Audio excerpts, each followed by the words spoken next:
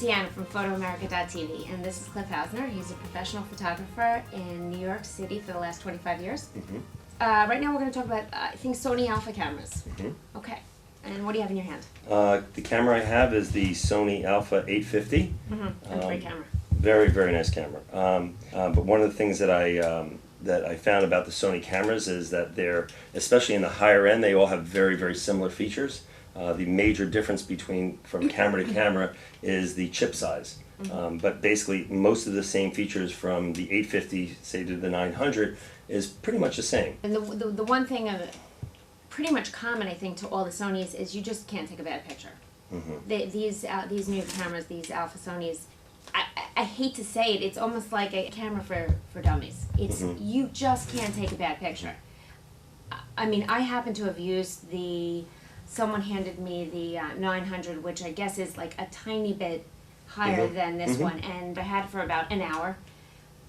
The images that I took were phenomenal. I have never in my life seen a picture that I've taken that was just so brilliant and beautiful, and I could blow it up to a poster size. It was just phenomenal. They're just gorgeous and so easy to use.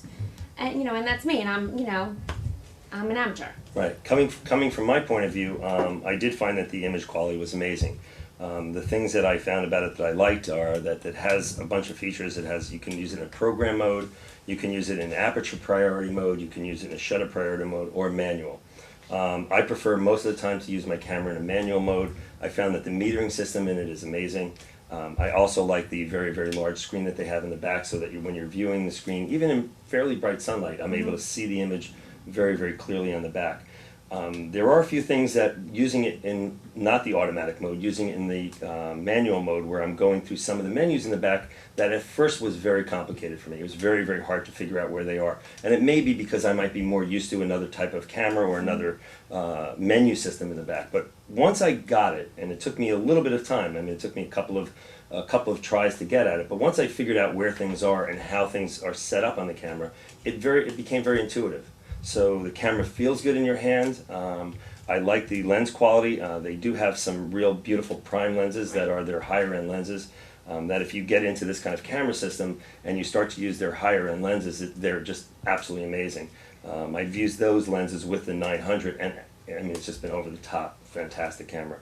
For me, an advanced amateur for this camera, an advanced amateur or professional, would love this camera, would find it very easy to use, and the image quality would be equal to that of many, many other high-end cameras in its class. And their price point on these high-end professional cameras is just... It is. I think this camera is somewhere in the range of like $2,000, $1999, something like that. And it's for the full-size chip that you're getting here. It's a 24 megapixel. You really have a pretty 24.6. See, the professional knows. Okay, so it's 24.6, and using this camera at different ISOs, I found that the range of ISOs that it has is pretty amazing, and the higher ISOs are pretty good quality. I mean, they're very, very usable images at higher ISOs, which you wouldn't normally see. Right. I like to see live view in the back of the camera, very much. One of the things that I just started using, which I've never used before, is a live view setup. The camera, I'm used to putting the camera up to my eye, not even using the screen except to now view it. But the live view does help, especially when I'm using the camera in a position where I can't put my eye up against the camera, and I'm able to see it live view, and then also as a video function. There's a couple of features that you wouldn't normally see on a camera priced at this level. First of all, the 24.6 megapixels is pretty amazing for the price of the camera. But in addition to that, the ease of use of a white balance button, a steady shot, which is I believe it's in the camera steady shot. So it's not the lens that's keeping the camera steady. So if you're moving the camera a little bit and you're shooting at a little bit of lower shutter speed, you're still able to capture an image, and the image will be sharp because of the inside stabilization system that they have. Okay. No, it's a great product. So you're happy with it? Yeah. Yeah, me too. Yep. Go Sony.